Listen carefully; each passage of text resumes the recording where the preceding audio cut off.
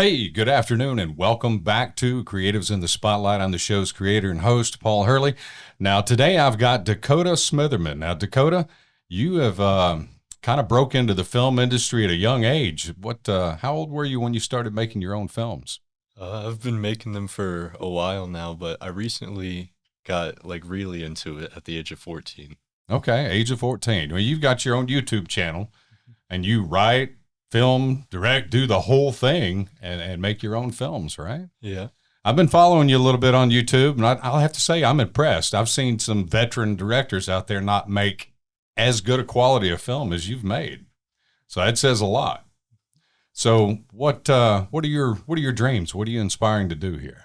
I hope to go to college for filmmaking and directing, and I hope to one day be a director. Okay, okay. Well, that's not too far out of the realm of possibilities and chances because I know a lot of young filmmakers, and like On the Run, you were on the set for that to help that day we were shooting down there, and Isaac Stovall, I believe he got started when he was 14.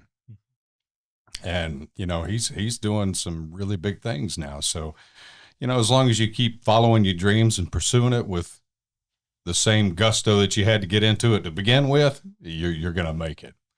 You're gonna make it. So what are you working on now? You working on any other films? I'm writing a movie right now with one of my friends, and we're gonna try and get it done in the next year or so. Okay. Okay. Can you tell me a little bit about what it's about without doing any spoilers? Okay.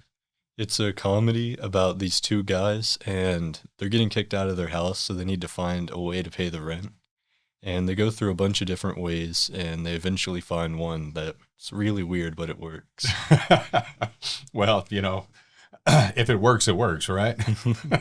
So, as far as your filmmaking, I understand your parents have been pretty supportive of that, right? Yeah. Okay, well, that's good. I'm Yeah, sorry. typically we turn our ringers off, but I didn't do that either. So, that's probably something I need to do. Yeah. You know, that's one thing about production. You got to make sure these things are turned off. But I've been on a set where, you do three or four takes, and right in the middle of that last take, your phone goes off, and it would have been the perfect one, but then it was interrupted by a phone call. So it happens. I get it. So now, Dakota, what does your classmates think about all this? What do your peers tend to say?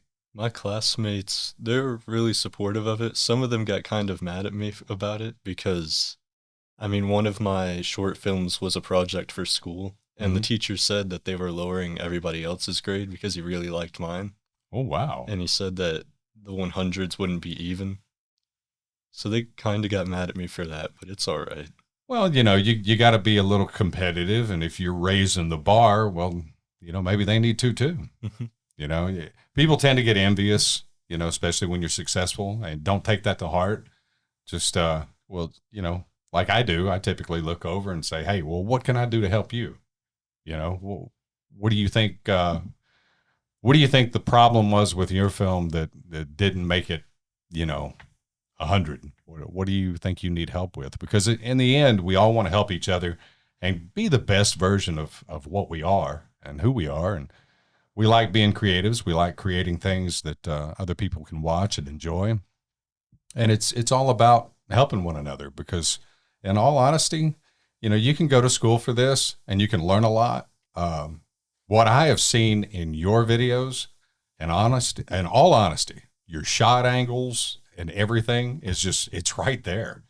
I mean, I don't know if you were just born with a gift or what, but I've seen, like I said, veteran directors put out films that aren't even close to what some of your shorts have been, and I've been very impressed. That's why I wanted to ask you in on the show. So, where do you get your inspiration for all that? I get inspiration from a bunch of different directors and movies that I watch. For the shot angles, most of the time they just come to me. I think of an action and I just film the action. Okay. But for a lot of the music I use, I like to take inspiration from directors like Edgar Wright, because he uses a lot of music and he sort of incorporates the video and audio together really well.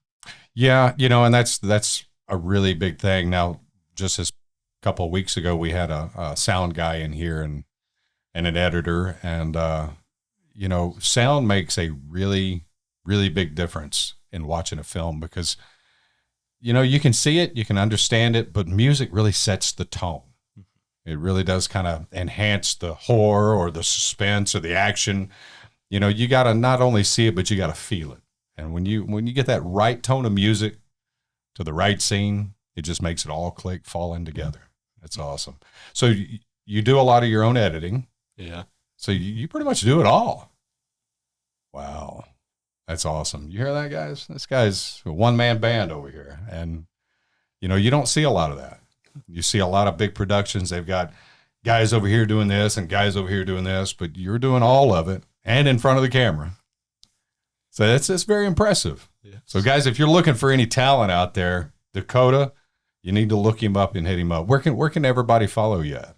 I have a YouTube. It's called Dakota Smitherman Films, and you can find all of my short films there. Okay. And if you'd like to contact me, you can find my email there. Awesome.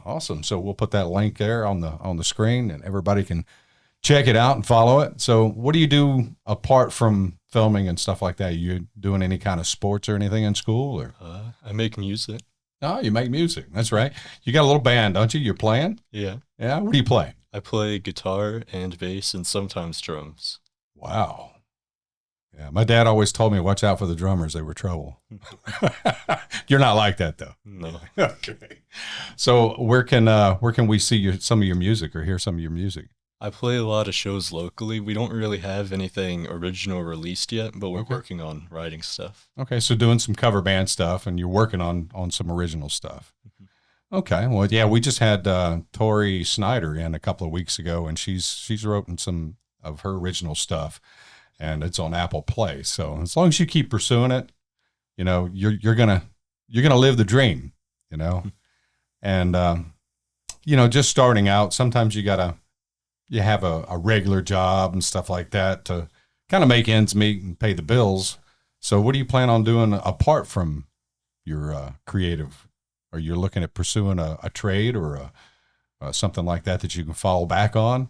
Not really. Not really? Just going all gusto for it. Man, I tell you, I wish I had that. I really do. Because there's times that I'm like, you know, I could do this full time. And then I look at the money coming in and I'm like, no, I can't. So, but one day, you know, I hope to get there. But that's awesome. And I'm really, really inspired by your motivation for it because, you know, to see your short films and see everything that you've done so far, it's very, very inspiring. You got a lot of talent. So apart from all that, how's the dating scene going for you? Yeah, they're going to blush a little bit on this one. I get it. It's been good the last 9 months. Okay. All right. Good deal. Got a steady? Or yeah. All right. All right. Shout out to the girl in his life because that really does help. You know, you get a supportive partner and they can push you in the right direction. You know, you get some of these that they'll hold you back or pull you under and you just got to scratch your head sometimes and wonder, why am I doing this? But that's awesome that you've got that support. She's an actor too, so that's really part of the reason why she's. I think she's been in a couple of your little short films, hasn't she? Yeah. All right.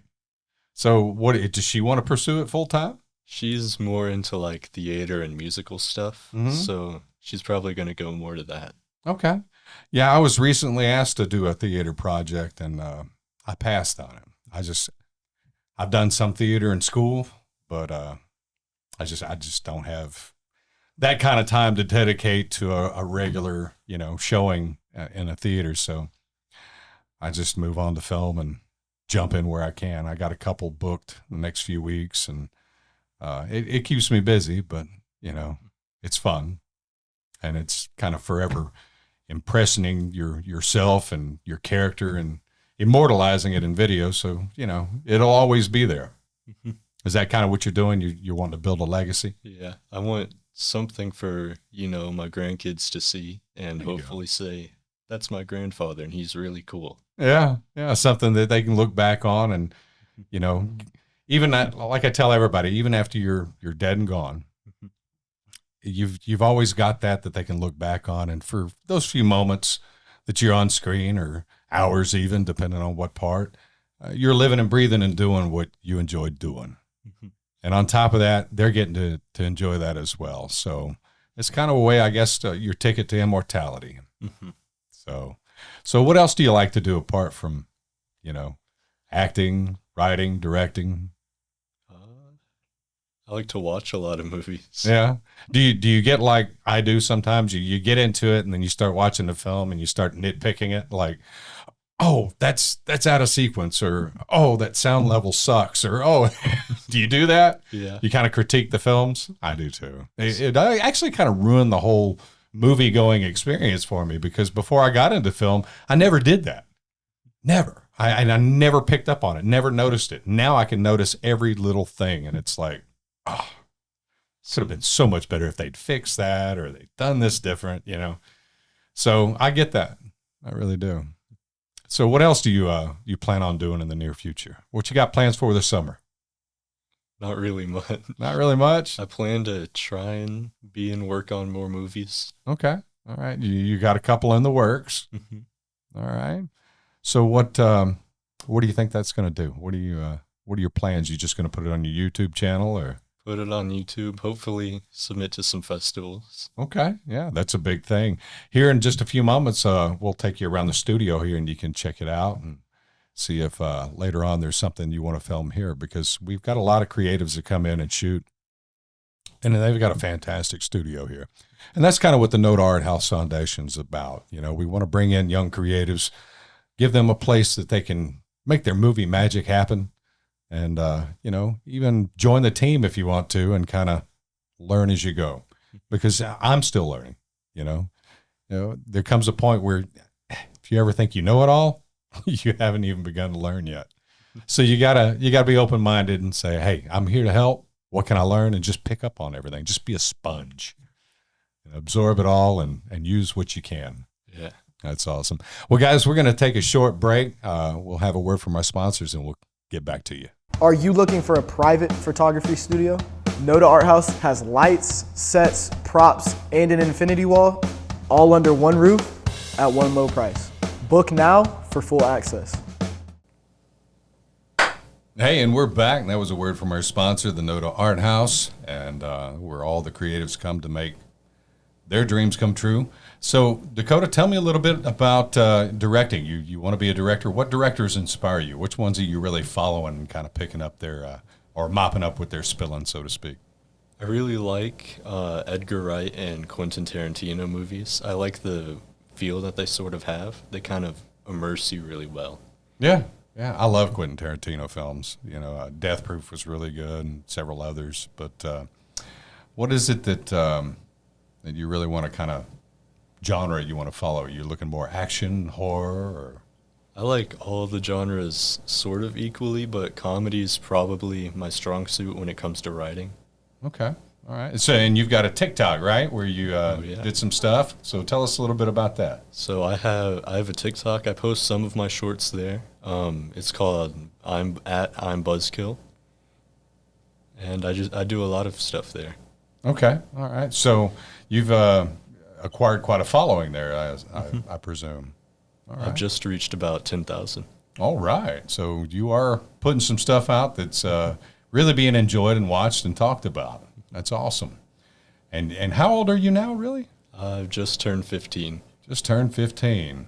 And didn't you just graduate with honors or made the Dean's List or something, didn't you? I made the Dean's List like a week ago. So, yeah. Wow, not only talented, but smart. That's great. Because you don't get a lot of that. Sometimes you get really book smart and no creativity. And sometimes you get creativity with, well, the guy made it to 9th grade, So, to have both, that's awesome. You're not only smart, but you're talented. You got a creative background. So tell us a little bit about your experience as far as what inspired you to start making films. So I started making YouTube videos when I was about 10 years old. I made a YouTube channel. I had a bunch of different videos about a bunch of different things. I made some comedy skits, and I started making those, and I really liked those. Yeah. So I got some friends together, and we started making them together. And then I started changing the genre, and they sort of turned into short films. And then I kind of left it alone for a couple years, and about a year ago, I refound them, and I liked them, so I wanted to start pursuing it again. That's awesome. That's awesome. So, you know, when you're making a film, you've got a film family. You got to have a strong team. And if everybody's pulling together and you know their strong suits and you put them, which this is what a director does, he puts them right where they need to be the best, you know, whether it be a sound guy, a camera guy, or whatever. Use the best parts to put it all together and make your production. Have you started putting together a team? Yeah. Yeah? I've got a couple friends that really like acting. I have a couple friends that, you know, are good to hold the microphone and stuff. Yeah. Okay. And, you know, we were talking the other day with a sound guy, and sound is so important. Now, you've put some music to yours. Where do you get your music from? I write most of my music. I just pick up a guitar and I write some words for it. Whatever the vibe of the song is, I'll try and match it. Wow. So you're writing, playing, and producing your own music for your own shorts. Yeah. Well, you can never get sued for copyright. That's for sure. That's awesome. Not too many people do that. You know, I know a lot of people in the music industry, and now they're starting to realize that their music's being immortalized in film. You know, like Eye of the Tiger. If that hadn't been in Rocky, nobody would have remembered that song. But everybody associates that with that movie because it was such a success. You know, and it can make or break the music or the film. But if they coincide and they fit, you know, it's going to be a hit. So what inspired you to start playing? How old were you when you picked up a guitar? When I was about 8, I picked up the first guitar, and then I played a chord and put it down for 2 years. Okay. And then I picked it up again, and I played another chord, and then I put it down for like 1 year. And then I picked it up again, and I never put it down. Oh, well, hey, you know, sometimes you got to work up to it. That's awesome. So did you take any lessons for it, or did you just self-taught? I took some lessons at like Guitar Center and stuff, but then recently I stopped doing that and started learning more on YouTube. Okay, yeah, you can learn a lot on YouTube. You know, somebody's always asked me, well, where did you learn all that stuff? Because I do a lot of carpentry and stuff on the side, and I was doing tile work and retiled my whole kitchen, and you know, somebody was like, where did you learn to do that? And I was like, YouTube. They're like, are you serious? I'm like, yes. So it's a great resourceful tool. You know, you can find just about anything on YouTube. That's where I've learned to do most of my directing, actually. Really? So you can, follow other directors on YouTube and see some behind-the-scenes stuff and kind of learn from that. That's awesome. Well, having you on set that day at On the Run, what did you think about that? It was sort of overwhelming. There were a lot of moving parts and a lot of moving pieces to keep up with.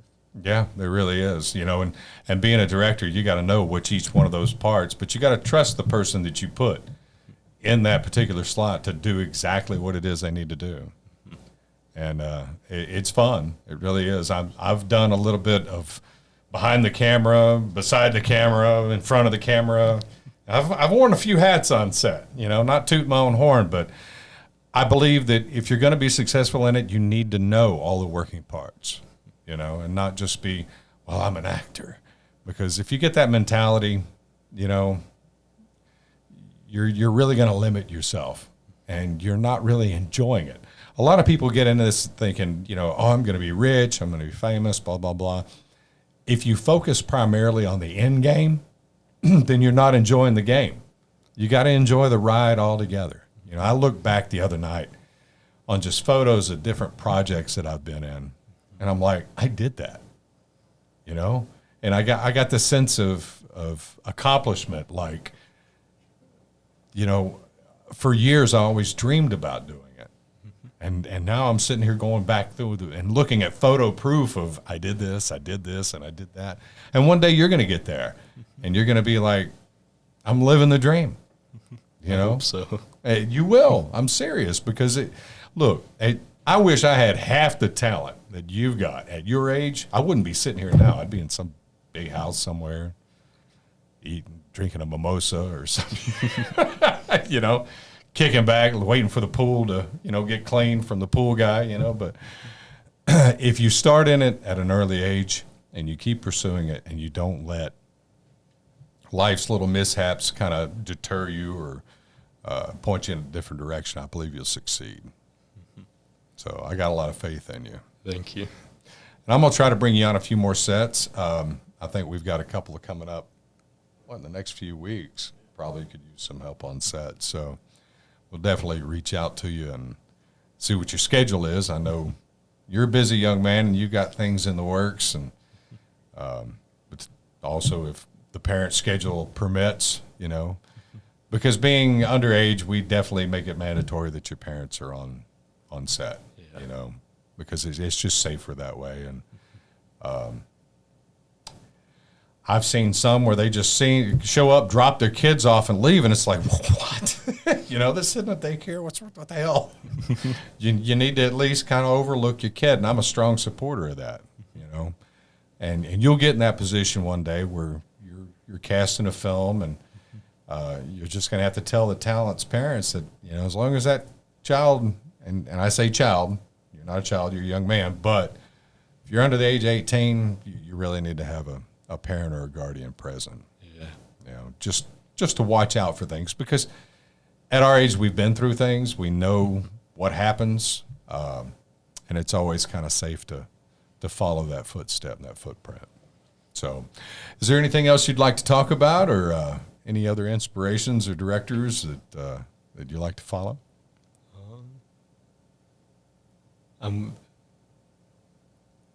Not really. Not really? Not okay. really.